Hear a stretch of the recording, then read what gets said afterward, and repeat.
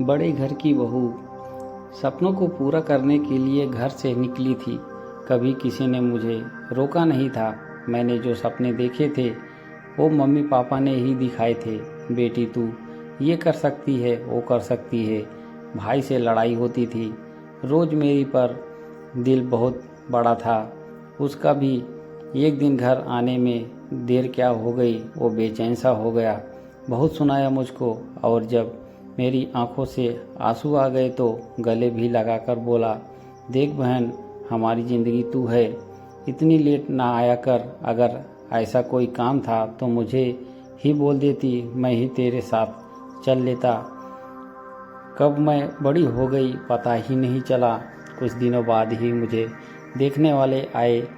मैं उनको पसंद आ गई, और लड़का तो पहले ही मम्मी पापा को देखे हुए थे। पापा के दोस्त का बेटा था। अच्छा परिवार था, किसी चीज़ की कमी नहीं थी उसके यहाँ। मम्मी पापा खुश थे तो मैंने भी कोई ऑब्जेक्शन नहीं किया। शादी से पहले जो रस्में होती हैं वो सब पूरी हुई, और फिर हंसी खुशी दिन कटने लगे। शादी से पहले कभी उनसे मुलाकात ही नहीं हो सकी, क्योंकि वो दूसरे शहर से नौकरी करते थे। पर हाँ, कभी कभी फ़ोन पर बात हो जाया करती थी। उन्होंने शादी के लिए जो समय तय किया था वो ऐसे दौड़ता आ रहा था कि मानो उसे किसी को हराना हो। तय दिन आ ही गया था। सब तैयारी हो चुकी थी, बस सब बारात का इंतज़ार कर रहे थे। इंतज़ार खत्म हुआ और बारात दरवाजे पर। धीरे धीरे शादी की सभी रस्में पूरी हुई, और मैं मम्मी पापा और भाई से विदा होकर अपने नए घर ससुराल चली।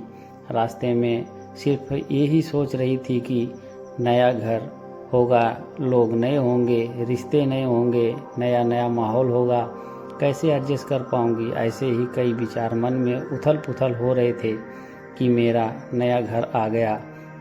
बहुत से रिश्तेदार जो हमारा इंतज़ार कर रहे थे।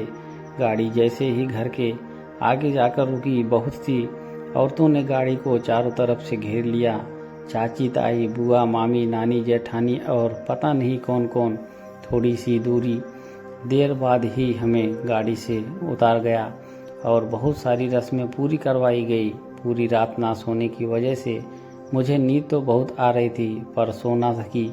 शाम होते होते बहुत से मेहमान जा चुके थे, और पास पड़ोस वाले भी। बस कुछ खास लोग ही बचे थे, जैसे मेरी नंद, उसके बच्चे, नंदोई और दो बुआ, राधे छोटी वाली बुआ का लड़का, और शायद 2-3 और लोग। मेरी नंद मजाक कर रही थी। मुझे बार बार कोई बात ना करके चेहरे पर अजीब सी स्माइल करती, सिर्फ यही बोलकर चली जाती, भाभी जी, भाभी जी। अगले दिन मैं जैसे ही कमरे में बाहर आई तो नंद मिल गई और पूछा, भाभी जी, पहली रात कैसी रही। मैं कुछ नहीं बोल पाई और बस हल्की सी मुस्कान कर आगे चली गई। दिन से दोपहर से शाम होती गई। मेरे मन में जो सवाल उठ रहे थे उन सब का जवाब मिलता गया मुझे।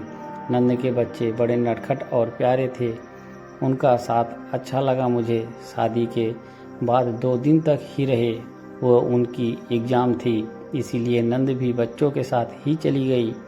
मैं भी अपने मम्मी पापा और भाई से मिलकर वापस ससुराल आ गई। उनकी नौकरी दूसरे शहर में होने व छुट्टियां पूरी होने के कारण उनको भी जाना पड़ा। जैसा मैं पहले कभी सोचती थी वैसे ही मिले मुझको ये। अब घर पर मम्मी पापा और मैं ही रह गए थे। सोचती थी पता नहीं मेरे दिन कैसे कटेंगे यहाँ पर। जैसे जैसे दिन बीतते गए मम्मी जी मेरी दोस्ती गहरी होती गई। पापा जी भी अच्छे इंसान थे, कभी मुझ पर किसी प्रकार की पाबंदी नहीं लगाई। वो तो घर कभी कभी ही आते थे, पर मम्मी जी से अच्छी दोस्ती होने के कारण मुझे कोई परेशानी नहीं हुई। सच कहूँ तो मैं ससुराल में नहीं, जैसे अपने ही घर में रहती हूँ। कभी अपने मम्मी पापा और भाई की याद ना आए मुझे, इसका भी पूरा ख्याल रखती मम्मी जी। बहुत खुश हूँ मैं यहाँ पर।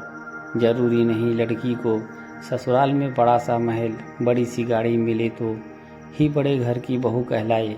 बस ससुराल वाले बड़े दिल वाले मिल जाए तो भी बेटी बड़े घराने की बहू बन जाती है। अब कभी भी घर जाती हो तो मेरे घर वाले ही कह देते हैं, देखो वो बड़े घर की बहू आ रही है। कहानी अच्छी लगी हो तो एक लाइक ज़रूर करें और चैनल को सब्सक्राइब करें। धन्यवाद।